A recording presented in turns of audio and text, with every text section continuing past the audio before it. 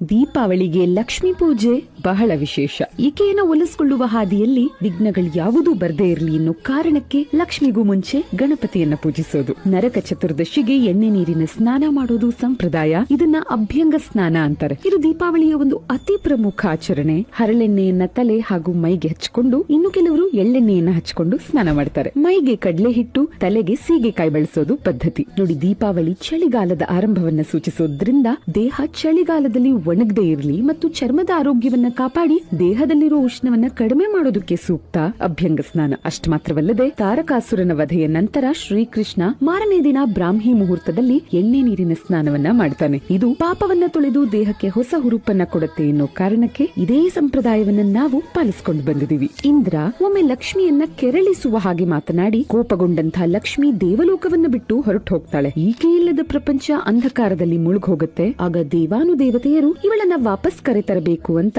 ಸಮುದ್ರ ಮಂಥನವನ್ನ ಮಾಡ್ತಾರೆ. ಹಾಲ್ಗಡಲನ್ನ 1000 ವರ್ಷಗಳ ಕಾಲ ಕಳೆದ ನಂತರ ಕೊನೆಗೂ ಕಮಲದ ಹೂವಿನ ಮೇಲೆ ಆಸೀನಳಾಗಿರುವ ಲಕ್ಷ್ಮಿ ಪುನಃ ಹುಟ್ಟಿ ಬರ್ತಾಳೆ. ಹಾಗಾಗಿ ಲಕ್ಷ್ಮಿ ಜನಿಸಿದ ದಿನ ಲಕ್ಷ್ಮಿಯನ್ನ ನಾವು ಪೂಜೆ ಮಾಡ್ತೀವಿ. ಅಷ್ಟೇ ಅಲ್ಲ, ವಿಷ್ಣು ಲಕ್ಷ್ಮಿಯನ್ನ ವರಿಸಿದ್ದು ಸಹ ಇದೇ ದಿನ ಅನ್ನೋದು ನಂಬಿಕೆ. ಇನ್ನು ಇದೇ ದೀಪಾವಳಿ ಆಚರಣೆಯ ಹಿಂದಿನ ಇನ್ನಷ್ಟು ಕಥೆಗಳನ್ನ ನಾಳಿನ ವಿಡಿಯೋದಲ್ಲಿ ತಿಳಿಸ್ಕೊಡ್ತೀನಿ. ತಮ್ಮೆಲ್ಲರಿಗೂ ದೀಪಾವಳಿ ಹಬ್ಬದ ಶುಭಾಶಯಗಳು.